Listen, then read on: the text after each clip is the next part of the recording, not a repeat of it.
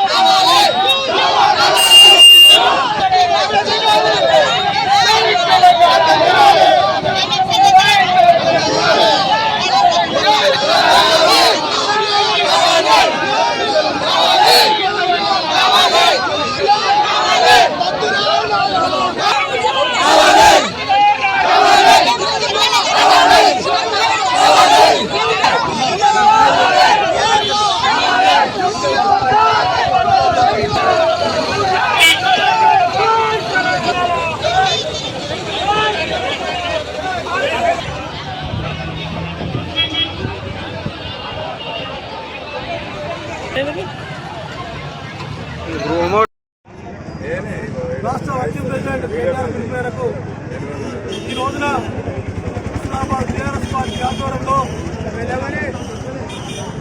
కాళేశ్వరం ప్రాజెక్టుపై కాంగ్రెస్ పార్టీ అనవసరంగా రాద్ధాంతం చేస్తూ విమర్శలు చేస్తూ దాన్ని ఖండిస్తూ ఈరోజు హుస్నాబాద్ పట్టణంలో ధర్నా కార్యక్రమం చేపట్టడం జరిగింది. కాంగ్రెస్ పార్టీ కేవలం కక్షసాధి ధోరణిలో పరిపాలన కొనసాగుతుంది. ఈ రాష్ట్రంలోని ప్రధానికానికి అర్థమైంది ఈ కాంగ్రెస్ పార్టీ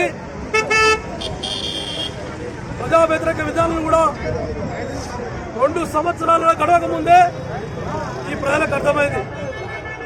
కానీ ప్రజలను తప్పుదో పట్టించేందుకు దృష్టి మళ్లించేందుకు కేసీఆర్పై అనవసరమైన ఆరోపణలు చేస్తూ విమర్శలు చేస్తూ రోజులు గడుపుతున్నారు. కాళేశ్వరం ప్రాజెక్టులో అవినీతి జరిగితే బీజేపీ పార్టీ ఊరుకున్నా అడుగుతాం. కాంగ్రెస్ పార్టీ రాష్ట్రంలో అధికారం ఉన్నది కాబట్టి ఈ రాష్ట్రంలో ప్రత్యామ్నాయమైన పార్టీ బీఆర్ఎస్ పార్టీ కాబట్టి రేపు ఈ రెండు సంవత్సరాల్లో కాంగ్రెస్ పార్టీకి వ్యతిరేకత ప్రజల్లో వ్యతిరేకత మొదలైందని చెప్పేసి కేసీఆర్ను టార్గెట్ చేయడం జరిగింది. హర్ష గారిని టార్గెట్ చేయడం జరిగింది. ప్రజలు అన్ని గమనిస్తున్నారు. ఈ రాష్ట్ర ప్రభుత్వం చేతగాని వలన ఇలా రోజు వందలాది మంది రైతులు హీరో కోసం రోడ్ ఎక్కుతున్నారు. కైరుల షాపుల చుట్టూ తిరగడం జరుగుతుంది. కాళేశ్వరం ప్రాజెక్టు ముందు తీసుకొచ్చి ప్రజలలో ఒక సాంకేతికం తీసుకుపోవాలని చెప్పి ఆలోచన చేయడం జరుగుతుంది. కాళేశ్వరం ప్రాజెక్టులో 2 పిల్లర్లు కుంగిపోయాయని చెప్పేసి ప్రజలకు అందరికీ అర్థమైపోయింది. అంత పెద్ద ప్రాజెక్టు 2 పిల్లర్లు పెద్ద లెక్కన అని అడుగుతాను. మామూలు కాదు ఆ ప్రాజెక్టు, ప్రపంచ స్థాయిలో ఒక పెద్ద ప్రాజెక్టు. మీరు చిన్న ప్రాజెక్ట్, కనీసం గౌరవ ప్రాజెక్టు కూడా 98% పూర్తయిన ప్రాజెక్టు కూడా పూర్తి. మీరు ఏం ప్రాజెక్టు అడుగుతున్నాం? మీ ప్రభుత్వం హయాంలో ఒక్క ప్రాజెక్టు కూడా కట్టలేదని అర్థమైపోయింది. కేవలం బీఆర్ఎస్ పార్టీపై విమర్శలు తప్ప మీరు చేయలేరు. అట్లాంటివి మానుకోవాల్సిన అవసరం ఉన్నది. ఇలా రైతులు మోసపడుతున్నారు, రోడ్లు ఎక్కుతున్నారు, పని వదులుకొని తిరుగుతున్నారు. వాళ్ళ బాధ అర్థం చేసుకోండి. అది చేయాల్సిన అవసరం అది లేకుండా కేవలం ప్రాజెక్టును ముందు తీసుకొచ్చి ఈ ప్రజలలో ఒక గంటలు సృష్టించిన పరిస్థితి చేస్తుంది.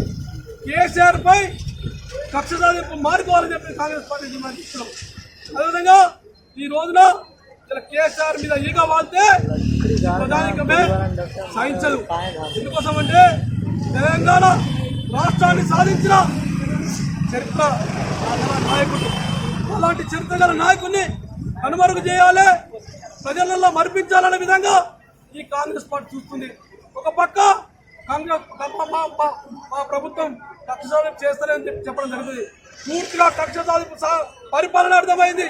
ఇలా పరిపాలన పక్క పెట్టి ఎవరిని జైల్లో తోలాలి, ఎవరి మీద కేసులు పెట్టాలి, ఎక్కడిక్కడ అవినీతి చేయాలని చెప్పేసి ఆలోచన తప్ప మీకు లేదు. కాంగ్రెస్ పార్టీ అంటేనే కమిషన్లతోని కమిటీలతోని కేసులపై కేసులు పెట్టుకుంటూ కక్ష సాధింపు చేయడం తప్ప వేరే మార్గం లేదు. ఆనాడు చరిత్ర లేదని అడుగుతున్నాం. గత 50-60 ఏళ్ళు పరిపాలించింది కాంగ్రెస్ పార్టీ కాదని అడుగుతున్నాం. 10 ఏళ్ళు బీఆర్ఎస్ పార్టీ మాత్రమే పరిపాలించింది. మీ పాపాలు అప్పుడు లేవని అడుగుతున్నాం. అనేక అభివృద్ధి కార్యక్రమాలు ఎన్నికమైనాయి.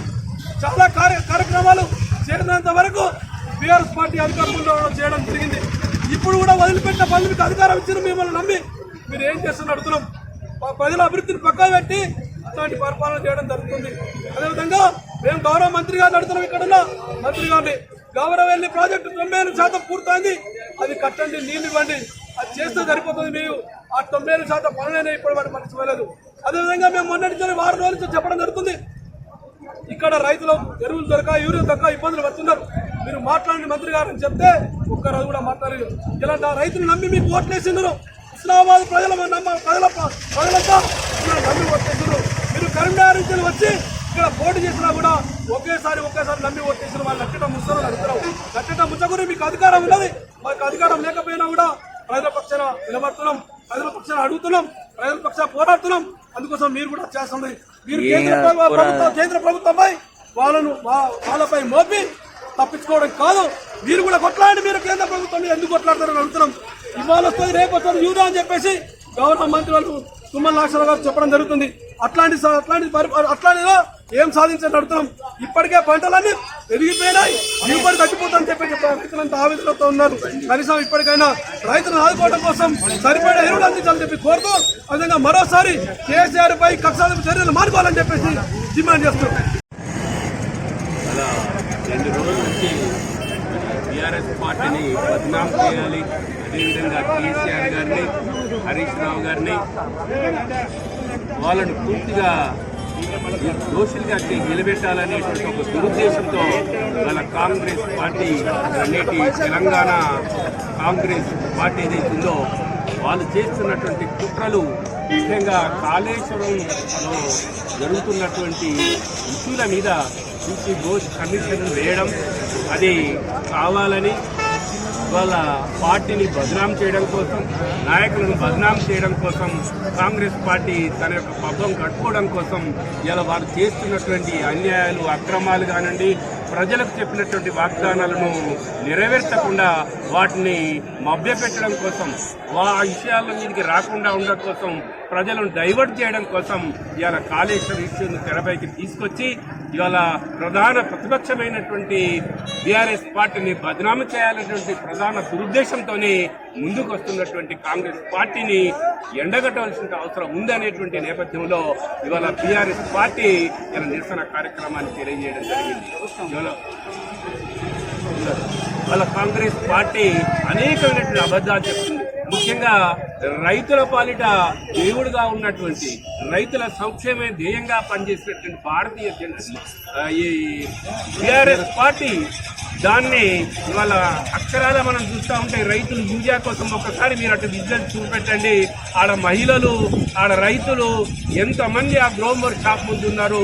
ఇది అబద్ధమని చెప్తున్నటువంటి నాయకత్వం మరి మన దగ్గరనే చూస్తూ ఉన్నాం. మరి వాళ్ళంతా రైతులు కాదా? ఏదో బీఆర్ఎస్ పార్టీ వాళ్ళు చేస్తున్నటువంటి తప్పుడు ఆరోపణలు చేస్తున్నటువంటి ఈ కాంగ్రెస్ పార్టీ మరి తగినటువంటి కాళేశ్వరం, కూలేశ్వరం, 1,00,000 కోట్లు అని చెప్తాను. మరి నువ్వు ఏం చేస్తున్నావు నాయన? 2014 ముందు ఏముండే? రైతులు బోర్లేసి కుక్కబర్లో పడి ఆత్మహత్యలు చేసుకున్నది తెలియదా? 1000 మంది, లక్షల మంది రైతులు ఆత్మహత్య చేసుకొని చనిపోతే మరి ఆ కాంగ్రెస్ పాలన మరి నిమ్మకు నీరెత్తినట్టు ఉండిన పరిస్థితి కనబడలేదా? రైతులు చూస్తాను ఇవాళ 2011, 14 ముందు ఎట్లా ఉండేది, ఇవాళ కూడా చెప్పులు పెట్టుడు, ఈ కాగితాలు పెట్టే సంస్కృతి ఎందుకు వచ్చింది? అసమర్థ ముఖ్యమంత్రి, మరి కూలిపోయినటువంటి ఆ రిపేర్ చేయలేనటువంటి అసమర్థమైన ముఖ్యమంత్రి ఆ మాత్రం చేయలేకుండా అది దాని మీద కమిషన్ వేసి ఏదో రానిపోని విషయాలు మరి కేసీఆర్ మీద రుద్దుతాడు. ఇవాళ ఆర్డర్ కాటన్ ఇంగ్లీష్ వాడు అయిన బ్రిటిష్ పాలనలో ఈ దేశానికి ఈ ప్రజలు అవస్థపడతారని అనేకమైనటువంటి కట్టడాలు కట్టినటువంటి పరిస్థితి నువ్వు వచ్చి కనీసం కూలిపోయింది కాదు, దాన్ని లేపలేని చేతగాని చేయలేని దద్దమ్మ ముఖ్యమంత్రివి. కాబట్టి ఇప్పటికైనా అర్థం చేసుకో, ముఖ్యమంత్రి కేసీఆర్ ఒక కాటన్ లాంటి వాడు. ఆయన నిందించడం సరైనది కాదు. నీ కమిషన్ ఏది కానీ నడవదు, చెల్లది బిడ్డ. రాబోయే కాలం ప్రజలు బుద్ధి చెప్తారని తెలియజేస్తూ అవకాశం ఇచ్చిన మన ఛానల్ని చూస్తున్న ప్రతి ఒక్కరూ సబ్స్క్రైబ్ చేసుకొని లైక్ చేసి షేర్ చేయడం మర్చిపోకండి.